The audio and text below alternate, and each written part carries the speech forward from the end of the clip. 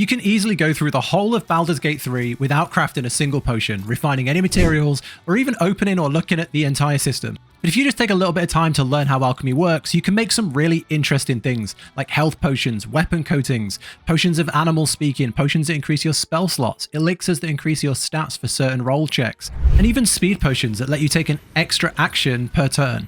So let's go over alchemy in Baldur's Gate 3, because once you start it, it's really not that complicated, and it can give you a massive advantage both in and out of combat. So first things first, reagents. Alchemy reagents are literally everywhere in the game. Your inventory will be full of them, and you'll notice them by the icon suggesting what they're used for. Usually it will show you, oh, this is an alchemical solution, which means it can be broken down and reduced into reagents for alchemy. And that's really all they're used for. I went through the whole of Act 1 and a lot of Act 2 without ever breaking down a single alchemy item. So that's why I wanted to make this little guide, just to demystify it and get you started sooner. So once you have all these alchemy items, you need to start extracting them into salts, essences, ashes, suspensions, things like that. But none of these words really matter. It just means you're breaking everything down into powders and salts and kind of just grinding things down.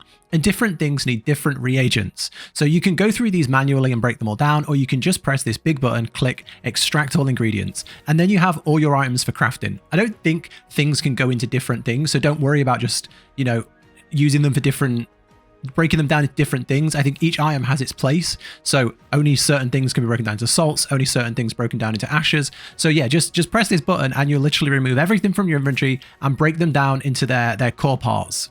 Okay, so once you've got all these powders and ashes and everything, onto the crafting. You have potions, elixirs, grenades, and coatings. You probably already have a lot of these items just from finding them in the game already, but being able to craft the potions as you play and as you need them is incredibly useful. All these items really need are two things. Usually you have a specific item and then one of anything else. So it'll be a something horn of a certain creature and then any salt. That's how it kind of works. For example, the serpent fang toxin needs snake venom and then any vitriol. So the items you need will be from specific areas in the game, either grow in there or they'll drop from certain mobs.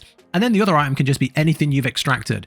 And then once you break all these down and you're looking at crafting, you need recipes. You can find the recipes in certain places. Usually they're at the end of side quest missions or main missions, and you'll go through like a big dungeon or something, and then you'll find the quest item you're looking for will be like in a chest, and there might be a table to the side with a piece of paper that is a recipe. So just kind of as you explore, you'll start to find all of these different recipes. There's guides online listing every single recipe and where to find it. But a lot of these just come from extracting. So as you extract different things, you'll unlock new recipes. So you can see if we just click extract all here, we'll learn a new thing from the extracting process. So this is a really fast way to just really fill out all of your recipes and get lots of new things you can make, other than the things you find in the game. But as you do progress, you'll kind of level up your potions as well. So instead of having a potion that gives you level 1 spell slots, you'll have a potion that gives you level 2.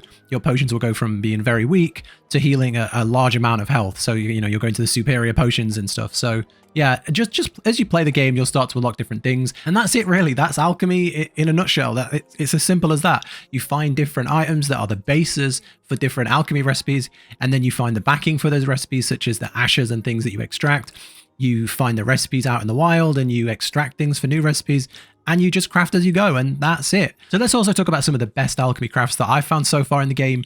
The best one here for me would be the Potion of Speed. This lets you take an extra turn for 3 turns. It works the same as the haste spell if you've got that, but obviously without wasting a spell slot. It's crazy on a hard hitter like a fighter, or if you've got a big wizard with an AoE spell and you can slap that down twice in a turn, that is so strong. The Potion of Speed just needs a hyena ear and any salt. You'll fight a ton of hyenas very early on in the game, so this is a great potion that's also pretty easy to craft.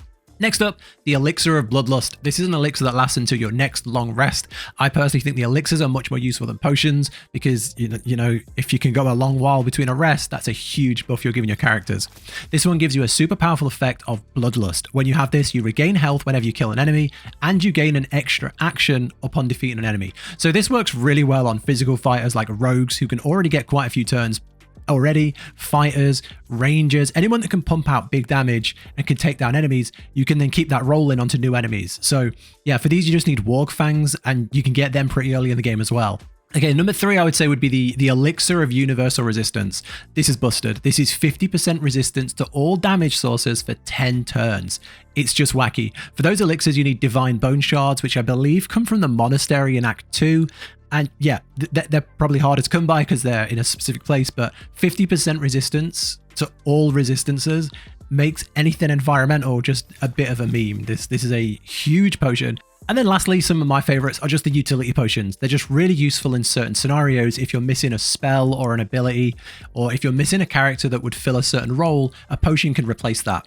The potion of animal speaking lets you talk to animals, which can give you new quests and help you learn new things about certain characters or situations, or help you progress a quest by giving you that information.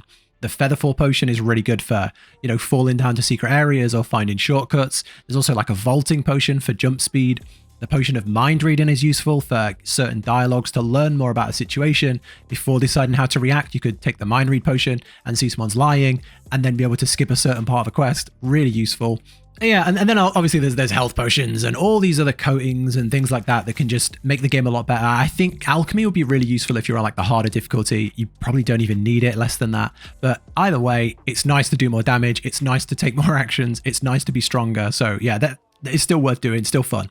But yeah, that's it. Overall, alchemy is such a simple and easy system once you learn the basics, and you can use it to just get an edge in combat and out of combat and fill any holes in your team. Buff skills, pass roll checks. It's a good system. It's a quick guide. That's it. Take care. Follow for more, and I'll catch you in the next one.